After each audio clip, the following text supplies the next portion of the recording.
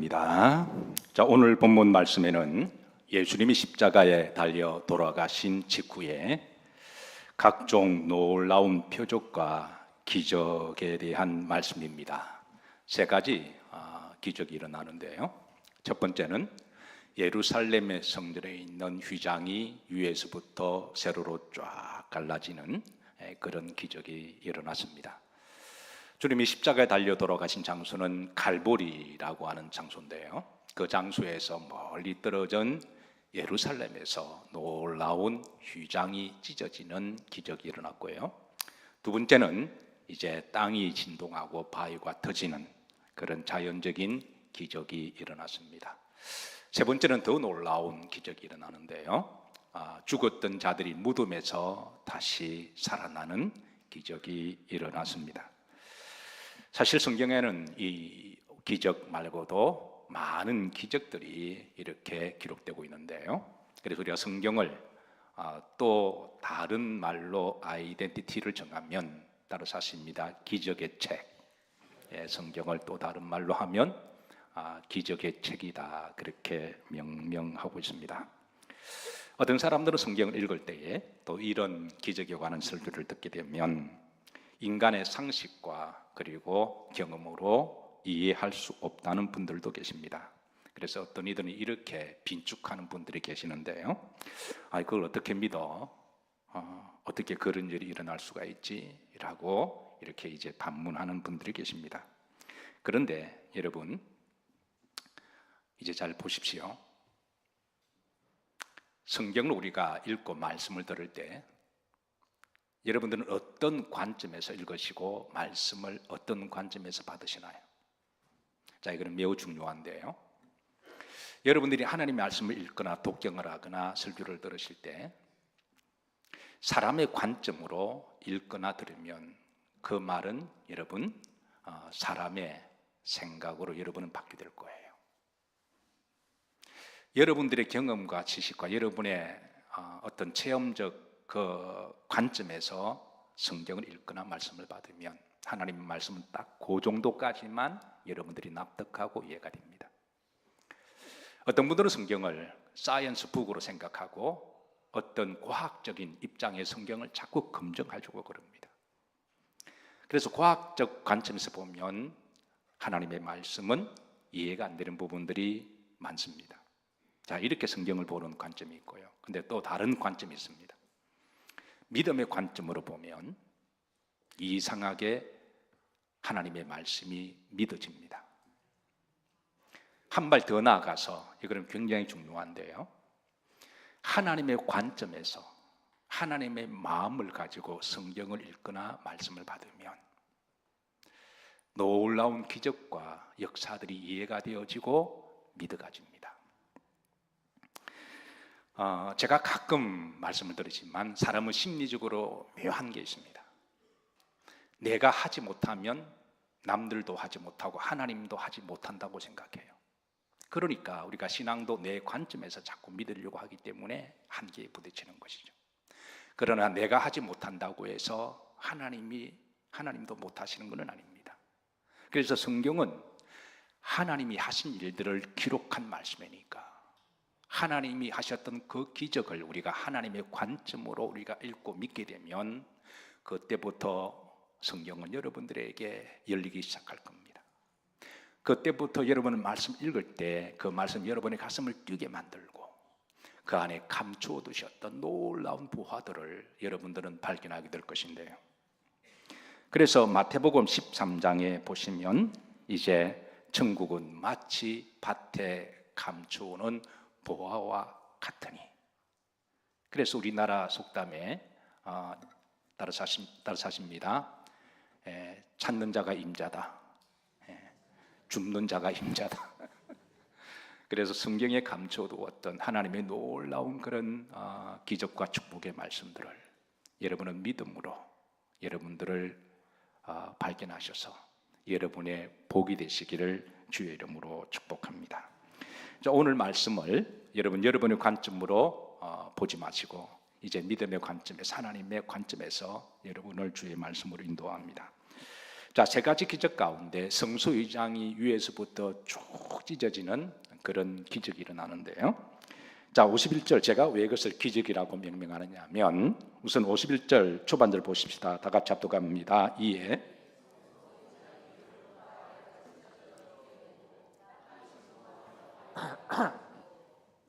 자, 이게 영어로 번역하거나 우리의 상식으로 생각하면 휘장, 우리가 커튼이라고 생각하죠. 뭐 커튼 정도는 뭐 칼로 싹 빼거나 손으로 찢으면 찢어질 수 있는 그런 이해를 가지고 있습니다. 그런데 우리가 구약의 성소의 휘장의 그 모양을 안다면 이거는 하나님이 하실 수밖에 없는 기적이 되는데요. 우선 이제 예루살렘 성전은 어떻게 생겼는지 구약의 성막의 베이직을 했는데요. 이 성막 구조가 어떻게 생긴지 한번 보십시다. 자, 구약의 성막 모양입니다. 하나님 이렇게 지어라라고 이제 구체적으로 설계도를 주셨는데요. 이게 이제 빨간색 안이 바로 이걸 휘장이라 그럽니다. 이 휘장을 히브리 말로 따라서 아시죠? 바로게트. 예, 제가 몇 번 반복할 테니까 여러분 이건 조금 외워두시면 좋습니다. 그 휘장을 히브리 말로 바로게트라고 이야기를 하는데요. 자, 이 휘장은 자 이렇게 이제 마태복음 21장 51절에 보면 자 이에 성소 휘장이 위로부터 아래까지 찢어져 그랬습니다. 자, 이 휘장은 성전 마당에서 성소 안에 들어가는 거룩한 문을 의미합니다. 바로게트라는 말은 분리하다라는 뜻인데요. 즉 세속적인 장소에서 거룩한 장소로 분리하는 것, 그리고 세속의 땅에서 하나님의 거룩한 장소로 들어오는 문을 바로 이 바로게트라고 그러는데, 그래서 이 성소를 다른 말로 거룩한 곳이라고 부릅니다. 여러분들은 지금 거룩한 곳에 와 계십니다. 사랑하는 성도 여러분, 우리는 한 주간 동안에 세상의 땅을 밟고 살아갑니다. 그런 땅이 아무리 꽃이 피고 좋아도 그 땅은 거룩한 땅은 아닙니다. 거룩한 땅은 하나님의 성전 아닙니다. 여러분들은 성전에 들어오실 때마다 여러분 자존감을 가지시고 또 기쁨으로 성전에 들어오시기를 주의 이름으로 축복합니다. 자, 이 휘장에도 두 종류 휘장이 있는데요. 첫 번째 이제 마당에서 성소로 들어가는 휘장, 첫 번째 휘장입니다. 이것을 구약에서는 아무나 못 들어가요. 제사장만 들어갈 수가 있습니다. 만약에 아무나 들어갔다고 하는 하나님이 죽이신다, 그렇게 엄중한 말씀을 하셨는데요. 제사장도 아무 때나 막 들어갈 수 있는 곳은 아닙니다. 20차 반차의 서열에 따라 그 시간이 될 때 그 사명을 감당하기 위해서 이 성소 안에 들어가는데요. 그래서 들어가서 제사장이 할 일을 사명을 위해서 그곳에 들어가게 하십니다. 자, 이 휘장 어떻게 만드느냐면, 자, 우선 레위기 16장 2절 말씀을 한번 보도록 합니다. 초반절에 보시면 여호와께서 모세에게 이르시되 내 형 아론에게 이루라 성소에 무엇 휘장 그랬습니다. 31절에 보시면 이 휘장을 만드는 법은 네 가지 색으로 이렇게 정교하게 잘 짜서 만드는데요. 자, 아무렇게 만드는 게 아닙니다. 그 네 가지 색이 뭔지 한번 읽으시면서 한번 찾아보세요. 합독합니다. 너는 정색, 자색, 홍색 실과 가늘게 꼰 배, 흰 실로 짜서 휘장을 만들고 그랬습니다. 왜 하나님이 이런 색깔을 지정해 주셨을까요? 단지 문양을 아름답게 하기 위해서가 아니라 하나님이 말씀한 항상 영적인 사인이 있고 심볼이 있는 거죠. 영적인 함의가 사실은 더 중요한 거죠. 그래서 이 구약에 있어서 청색은 신성한 색, 하늘색이라고 그렇게 영적 의미를 부여하고 있습니다. 자색은 왕권을 상징하는, 그리고 이제 홍색은 죄 사함과 헌신을 상징하고, 흰색은 이제 순결과 깨끗함을 그렇게 상징을 했습니다. 자, 이런 영적 의미를 가지고 31절 후른절에 보시면 그 위에 어떤 문양을 만들고 그룹이라 그랬습니다. 그룹은 케루빔을 말하는데요. 일종의 천사들을 이야기합니다. 천사들의 그 이제 이름을 게룹이라 부르는데, 자, 휘장 한번 보십시다. 다시 이제 이런 예를 가지고 휘장을 보시면, 자, 휘장의 일은 천사들이 두 손을 높이 들어 하나님을 찬양하고 예배하는 그런 문양을 가지고 있습니다. 그리고 나서 여러분, 이 이제 성소에서 지성소로 들어가는 또 휘장이 있습니다. 이걸 지성소 휘장이라고 그러는데요. 그 지성소 안에 이제 하나님의 임재를 상징하고 있습니다. 그 안에 법궤가 있고요. 그래서 이제 지성소에서 휘장을 들어갈 때 여러분, 천사들이 그 지성소를 지키고 보호하고 하나님께 높이 손을 들어 찬양하는 그런 문양을 하나님이 새겨 놓으라 그러셨는데요. 우리도 교회에 오셔서 여러분 예배드릴 때에 우리가 하나님을 찬양할 때 우리는 마음으로만 하나님을 신령과 진정으로 예배하는 것이 아니라 우리 입술로도 찬양을 하죠. 노래로도, 거룩한 노래로도 하나님을 찬양하고, 우리 또 몸의 언어로 우리 온몸이 하나님의 또 제물이 되어서 우리가 또 손을 높이 드는 그런 또 순수도 있습니다. 한번 이 게루빔의 천사들이 하나님을 찬양하는 이 모습을 한번 다음 사진을 한번 좀 보도록 하시죠. 좀 더 크게 보시면, 자, 이렇게 생겼습니다. 하나님께서는 이 천사들의 이런 찬양의 이 몸의 모습보다도 여러분들이 드리는 찬양의 그 몸의 찬양을 더 받으시기를 저는 원하시는 줄로 믿습니다. 여러분 성전에 오셔서 하나님을 찬양하실 때 마음껏 여호와를 마음껏 찬양하시기를. 그래서 저는 가끔 우리 교회 성도님들 중에 이제 몇 분은 찬양하시 손을 높이 드는 분이 계세요. 그래서 저도 이렇게 높이 들고 싶은데 넥타이도 올라오고 양복도 올라가고 모양이 약간 좀 죽는 것 같아서, 그래서 저는 보통 이 정도로 올리는데 마음은 이렇게 막 올리고 싶습니다. 어쨌든 여러분, 몸의 언어로도 우리가 하나님을 찬양하는 예배가 되었으면 좋겠습니다. 자, 휘장을 만들 때 이제 그 길이와 넓이와 두께가 또 하나님이 정해 주시는데요. 길이와 이제 넓이는 이제 가로 세로 10규빗입니다. 10규빗은 미터로 환산하면 한 5m 정도가 되는 그런 높이인데요. 자, 여러분 휘장이 가로 세로 5m라고 한번 여러분 상상만 하세요. 그리고 이제 중요한 거는 두께입니다. 두께는요, 이제 15cm 정도의 두께입니다. 이거를 터바허라고 이야기합니다. 한번 따라서 하시죠. 터바허. 이게 손바닥 두께라 그러거든요. 유대인들이 치수를 잴 때 요 손끝에서부터 요게 이렇게 이제 이게 요가 뭐죠? 엘보. 요게 뭐죠? 팔꿈치. 여기까지를 한 규빗으로 옛날에 치수를 했습니다. 옛날에 작업 없었으니까. 그래서 이제 규빗으로 이렇게 이야기하고, 그리고 손끝에서 여기에 이 손목까지를 따라서 하십니다. 터바허. 그러니까 두께를 질소할 때 그랬는데 휘장의 두께가 이 손바닥의 두께 터바허입니다. 자, 그렇다면 오늘 중요한 건 이겁니다. 이렇게 두껍게 가로 세로 5m에 두께를 15cm로 이렇게 정교하게 이렇게 만들면 무게가 얼마 정도 나갈까요? 많이 나갑니다.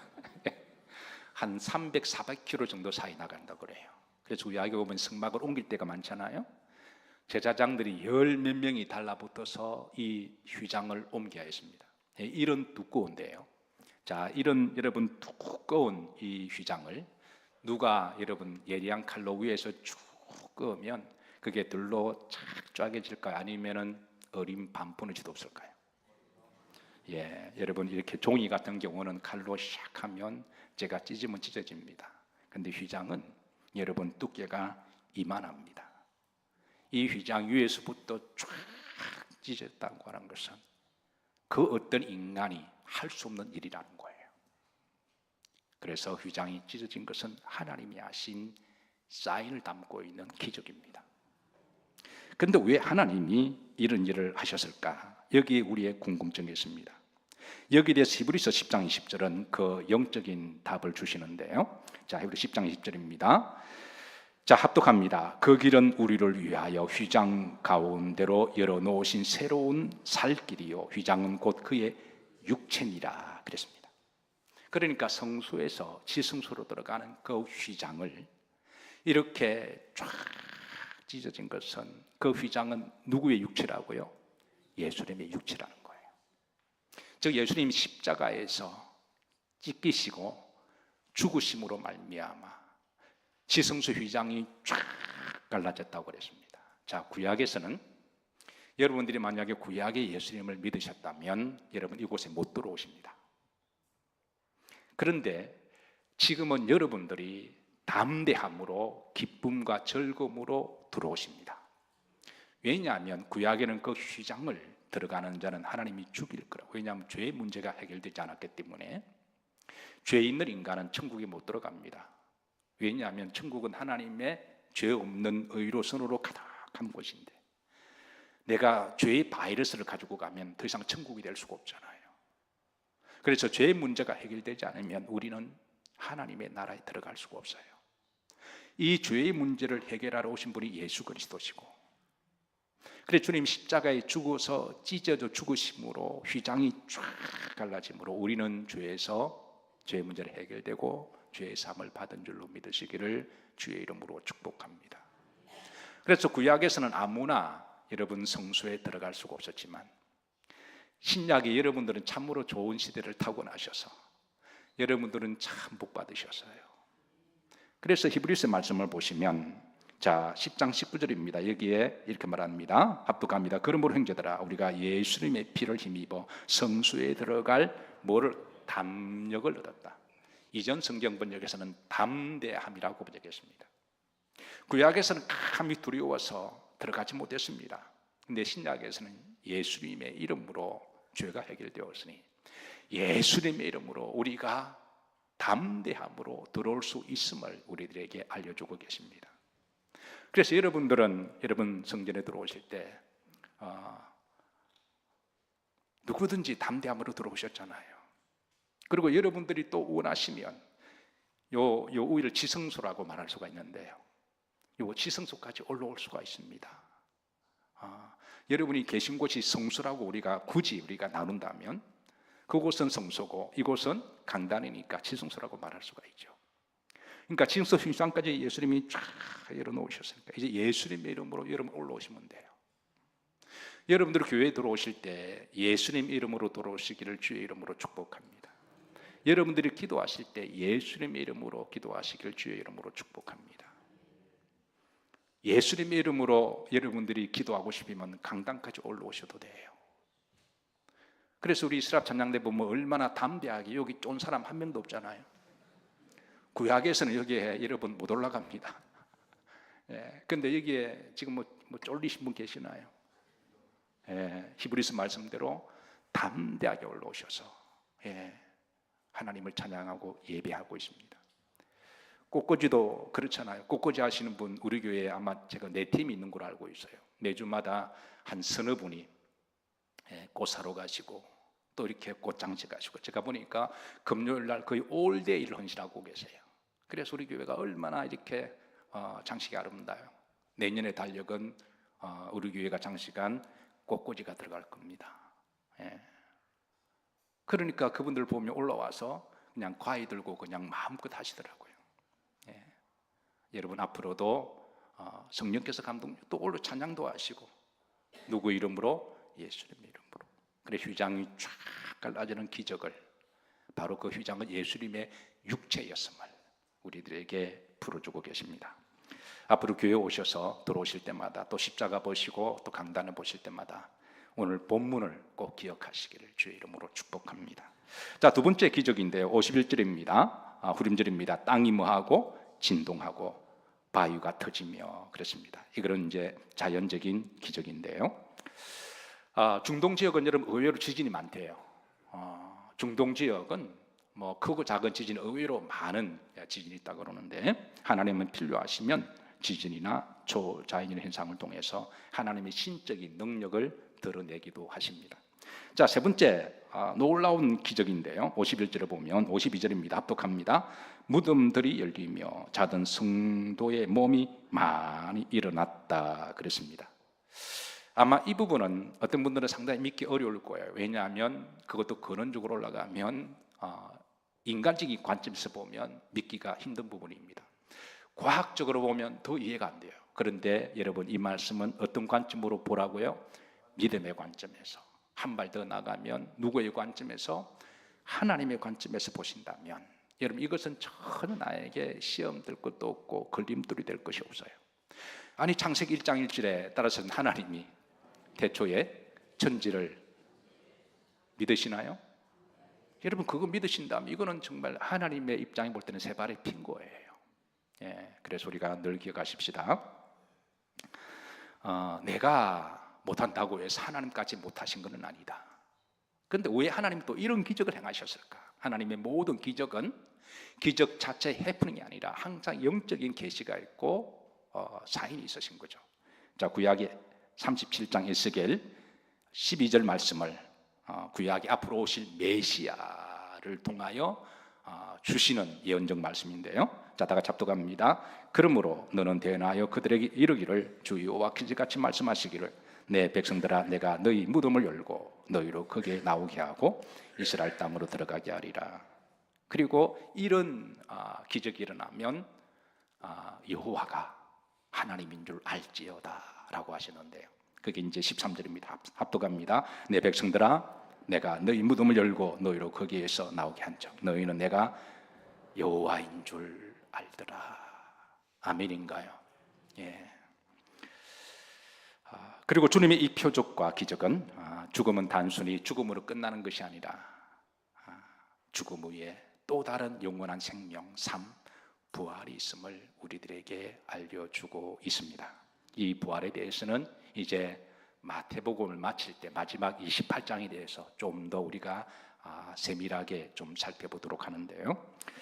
자, 마태복음 13장 44절 보십시다. 성경은 각종 보호와 기적을 담아두은 책임을 우리들에게 알려주시고 이제 이것을 캐어내어 갈 자, 따라서 하십니다. 찾는 자가 뭐다? 임자다. 자, 나에게 주신 말씀을 합독합니다. 천국은 마치 밭에 감추인 보화와 같으니 사람이 이를 발견한 후에 숨겨두고 기뻐하며 들어가 자기의 소유를 다 팔아 그 밭을 사느니라. 여러분, 전 세계 석유 컴퍼니 중에 기프트 올람이라고 하는 석유 회사가 차세대에 지금 중요한 회사로 떠오르고 있습니다. 기프트 올람이라고 하는 회사인데요. 이 회사의 CEO가 트비아 르스킨이라고 하는 사람인데요. 한번 보시죠. 어떻게 생겼는지. 이 사람이 기프트 올람의 석유 회사의 CEO입니다. 이 사람은 1950년도에 러시아에서 태어난 유대인이었습니다. 어릴 때부터 머리가 비상하고 똑똑하고 공부를 잘해서 그가 하고 싶은 공부, 지구 물리학을 공부를 했고요. 그리고 그 학 이제 졸업하고 세계 굴지의 유명한 그런 이제 다국적 기업인 석유 회사에 또 근무도 하고 고위직에 있었던 사람인데요. 그러다가 그의 마음속에 늘 영혼의 고향, 마음의 고향, 이스라엘로 돌아가고 싶은 그런 마음을 기도하다가 그의 나이 40이 되었을 때 그가 1990년도에 이스라엘로 돌아가는데요. 이렇게 이제 디아스포라로 살아가다가 이스라엘 땅으로 고향으로 돌아간 이들을 소위 알리야라고 그렇게 부릅니다. 그는 이스라엘로 돌아와서 늘 궁금하기도 하면서 한 가지 호기심이 있었습니다. 그 궁금과 호기심이 뭐냐면 여러분 잘 알다시피 이스라엘 주변의 중동 지역에 석유가 나는 땅이 굉장히 많습니다. 가스도 많이 나고요, 석유도 많이 나는데 왜 유독 이스라엘 땅에만 석유나 가스가 나지 않을까? 이것이 그의 늘 1990년도에 그가 이스라엘 땅에 들어와서 더 가진 호기심이었는데요. 여러분 알다시피 1948년에 이스라엘이 독립해서 이제 알리아들이 이스라엘에 들어가서 나라를 정착하잖아요. 정착하는데 가장 시급한 문제가 나라를 재건하는 일이었습니다. 나라를 더 강하게 또 이제 부강하게 만들기 위해서는 국가에서 제일 필요한 게 에너지였는데, 그래서 에너지를 얻기 위해서는 석유가 반드시 필요했는데, 그런데 그 주변은 다 석유가 나는데 이스라엘 땅에만 석유가 나지 않는 거예요.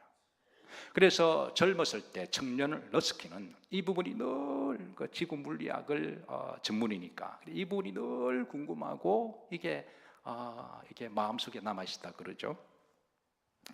그래서 이스라엘에서는 이제 그 석유를 주변에 사우디라든가 이 주변의 나라에서 그냥 수입해서 사오면 되는데, 이게 주변의 이슬람 국가들이요 서로 단합을 해서 이스라엘이 나라가 자립하지 못하고 망하도록 석유를 일체 안 팔았다 그러죠. 한 방울도 안 팔았답니다. 그게 20년 동안에 안 팔았대요.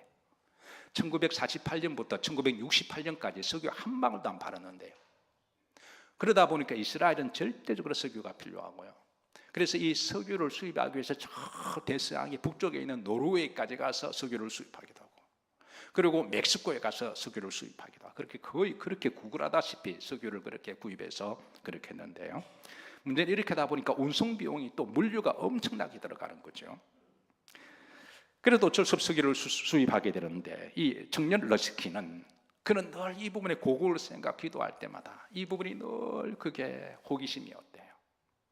그러다가 그의 나이 40이 되었을 때 이제 마음의 고향인 예루살렘으로 알리야로 들어오게 되면서, 그때부터 이제 그의 호기심과 궁금증은 그의 이제 기도가 됩니다.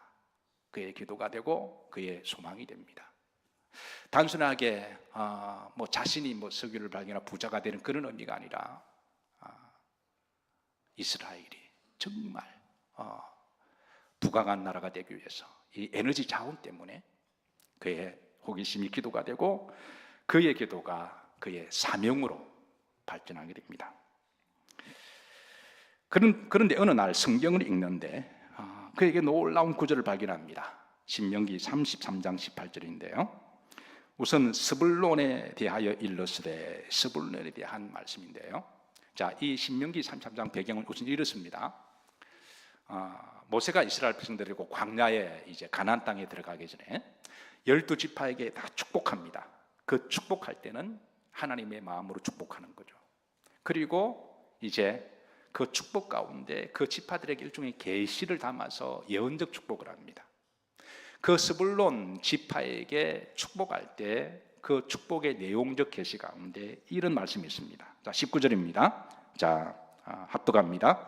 그들이 백성들을 불러 산에 이르게 하고 거기에서 의로운 주사를 들을 것이며 바다의 풍부한 것과 모래에 감추어진 보배를 흡수하리로다. 여러분 어떻게 이 말씀을 읽으셨나요? 아마 여러분 성경을 통독하신 분 계시죠? 정독하신 분 계시죠? 이 말씀을 그동안 어떻게 여러분들 읽으셨나요? 다음 지도 한번 보시죠. 이 스불론 지역이 어떤 지역인지. 여기 이제 붉은색 부분이 스불론 지파의 땅덩어리입니다. 왼쪽으로는 지중해가 있습니다. 지중해 가깝습니다. 그러니까 스불론과 아셀을 거의 한 지형으로 봐요. 붙어 있어서.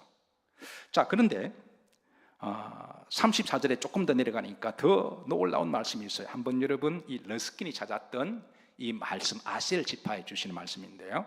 자, 여러분들 한번 읽으면서 한번 찾아보시죠. 합독합니다. 시작. 아셀에 대하여는 일러스되 기쁨이 되며 그의 발이 기름에 잠길지로다. 여러분 어떠세요? 러스킨의 신앙이 독실한 사람이었습니다. 그리고 그의 전공은 제가 아까 뭐라 그랬죠? 지구 물리학이라 그랬어요. 그리고 그의 전공대로는 여러 굴지의 정유회사에 고위직으로 근무를 했기 때문에 믿음도 좋고 또 은사도 그러하고 그래서 그런지 몰라도 그의 가슴이 뜨거워지기 시작합니다. 직감적으로 하나님이 지중해나 이 아셀 지역이나 이 스불론 지역 근방에 석유나 가스를 매장하지 않았을까? 몇천 년 전에 한 모세의 그 예언적 기도가 그 말씀이 살아 움직여서 이 사람의 마음을 뜨겁게 만들었습니다. 그의 가슴은 뛰기 시작했고,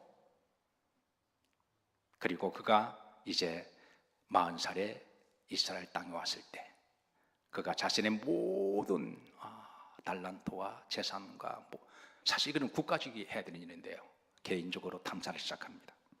그리고 마침내 14년이 지났을 때 2004년도에 이스라엘의 그 파르사바르라고 하는 지역에서 엄청난 유전의 양이 발굴됩니다. 그 양이 무려 10억 배럴입니다. 예. 자, 그 다음 화면을 보시죠. 그리고 그 다음에 더 놀라운 것을 발견하는데요. 자, 왼쪽에 1, 2, 3, 4 번호가 보이시나요? 예, 안 보이나요? 예. 좀 곤란한데 그러면 좀 보인다 해주세요. 예. 화면을 좀 크게 할 수 없나요? 저는 지우고. 예. 거기 이제 오른쪽이 이제 아셀이고 그 빨간 쪽이 스불룬이라 그랬죠. 왼쪽이 지중해에서 이제 기름을 걸어 올리리라 그러셨는데요. 자, 왼쪽에 지중해에서 1번 유전 이름을 아프로디테라고 그러는데 2011년에 1980억 입방미터의 가스가 발견됩니다. 2번 지역의 이름을 레비아탄이라고 그러는데 2010년에 발굴됩니다. 3조 4,600억 입방미터가 발견됩니다. 3번 유전자 이름을 타마르라고 하는데요. 이곳에 2009년에 2,470억 입방미터의 가스가 발견되고요. 4번 지역을 삼손이라고 명명했는데요. 2012년에 650억 입방미터의 가스가 발견됩니다. 아무리 남이 나라지만 좀 아멘합시다. 우리도 지금 막 탐사하고 있잖아요. 7번 광고도 탐사하고 또 동해도 탐사하고 또 서쪽에도 있을 가능성이 있다고 그러는데 저는 우리나라에도 이것이 터지면 좋겠습니다. 자, 성경 말씀대로 이스라엘 땅에 이런 석유와 가스가 발견되므로 하나님의 말씀대로 이스라엘이 더 부유한 나라가 되는데요. 다시 신명기 30장 24절 보십시다. 여기 보면 자, 아셀은 아들 중에 뭘 더 받으며 더 복을 받으며 그 다음 보십시다. 그의 형제에게 모시며 기쁨이 되며. 지금 러스키는요 이스라엘 그 국민 영웅입니다. 사실 이런 놀라운 석유와 셀가스의 발명에 거슬러 올라가게 되면 한 유대인의 청년이 믿음 좋은 유대인의 청년의 호기심과 궁금증이 그의 기도가 되고 그의 기도가 그의 소명이 되고 그의 사명이 됨으로 말미암아 믿음이 좋았던 러스키는 그는 비록 지구 물리학자지만 그러나 하나님의 말씀으로 믿었기에 그는 이런 놀라운 일을 했으리라고 저는 믿습니다. 여러분들은 성경을 읽으실 때 어떻게 읽으시나요? 인간적인 관점에서 읽으시나요? 성경은 다 거기까지만 열릴 겁니다. 내가 경험한 것까지만 여러분들은 읽으시나요? 다 거기까지만 이해가 될 거예요. 근데 성경을 믿음의 관점에서 읽으시면 성경은 말씀이 살아서 움직이고 그리고 재밌습니다. 하나님의 관점에서 읽으면 성경은 나를 뛰게 만들고 흥분하게 만들어요. 그리고 나에게 소망을 주십니다. 다시 한번 마태복음 14장 44절 보십시다. 천국은 마치 밭에 감추인 모와 같으니 따라서 하십니다. 찾는 자가 뭐다? 임자다. 제가 늘 강조하지만 아무리 음식이 진수성찬이 많아도요 내가 먹지 않으면 다 소용없어요. 음식은 먹어야 내가 맛을 느끼고 내 것이 되듯이 하나님의 말씀이 아무리 보아에 감추어 있어도 내가 믿지 않고 읽지 않고 순종하지 않으면 나와 관계없는 말씀이 돼요. 저는 우리 교인들 중에 사업하는 분들에서 늘 기도합니다. 사업을 하실 때 교회 오셔서 기도하시면서 마치 감추인 보화를 발견해내는 하나님의 말씀 안에 사업적 아이템을 많이 발견되기를 주의 이름으로 기도합니다. 실제로 이런 사례들이 굉장히 많아요. 여러분 대표적으로 저는 이 포스트잇을 참 잘 사용합니다. 여기에 이제 간단한 것들을 좀 기록해서 이렇게 하는데 여러분 이거 다 아시죠? 이거 종이 쪼가리 찢어놔가지고 그냥 쓰는 건데요. 이거 근데 이거를 누가 발견했냐면 어느 사업에 실패한 분이 낙심하고 절망하다가 찬양대에서 또 교회에서 늘 찬양을 드렸으니까 찬양하다가 어느 날 이제 뭐 적으려고 쪽지 하나 만들어서 적다 보니까 그게 나중에 이게 된 거예요. 이 종이 하나 이렇게 예배드리고 기도하다가 아이템이 발견돼서 그 사람이 또 CEO가 된 거예요. 별것 아니지만 이런 일들이 여러분 성경에 굉장히 많아요. 예, 그래서 저는 특별히 사업하시는 분들 교회 오셔서 특별히 새벽 예배 드리시고 끝나고 기도, 하나님 나에게 아이디어를 주세요. 성경에 보화가 많습니다. 기적이 많습니다. 저는 학생들은 교회 오셔서 교회 와서 예배 잘 드리고 기도할 때 하나님 앞에 성경의 감정, 지식과 지혜의 보화를 좀 마구 캐내갔으면 좋겠습니다. 예. 성경에는 이 외에도 더 많은 보화가 있는데요. 여러분, 사랑이 보배입니다. 평안이 보배입니다. 기쁨이 보배입니다. 용수가 보배입니다. 이거 막 캐가세요. 여러분, 교회 오셔서 그냥 종교적으로 왔다가 그냥 가지 마시고 교회 안에 하나님의 사랑을 키워나가시고 희망을 키워나가시고 그리고 기쁨을 키워나가시고 용서를 키워나가시고 하나님은 마음껏 키워나가기를 원하세요. 그런데 성경 안에 보배 중에 보배는 고린도후서 4장 7절에 보시면 따르셨습니다. 예수 그리스도께서 보배다. 예수 그리스도께서 우리의 보배가 되십니다. 예수님도 여러분 마음껏 여러분의 마음에 담으시고 더욱더 주님을 닮아가시기를 축복합니다. 그리고 우리들에게 영원한 보배가 있습니다. 천국은 마치 여러분, 천국은 우리들의 믿는 자들에게 있어서 영원한 보배고 그리고 우리가 천국에 들어가는 것 자체가 기적입니다. 여러분, 우리가 기적을 이야기할 때 여러분, 우리가 지금까지 이렇게 살아있는 것 자체가 기적이 아닌가요? 지금 이 자리에 앉아서 예배드리는 게 기적이 아닌가요? 앞으로 살아갈 날도 하나님이 기적이 없이는 살아갈 수가 없어요. 여러분, 성경은 기적을 담고 있습니다. 하나님은 기적의 하나님이십니다. 앞으로 감춰두었던 그 기적을 많이 캐내어 가시고 앞으로도 하나님과 더불어 기적적으로 살아가시기를 주의 이름으로 축복합니다.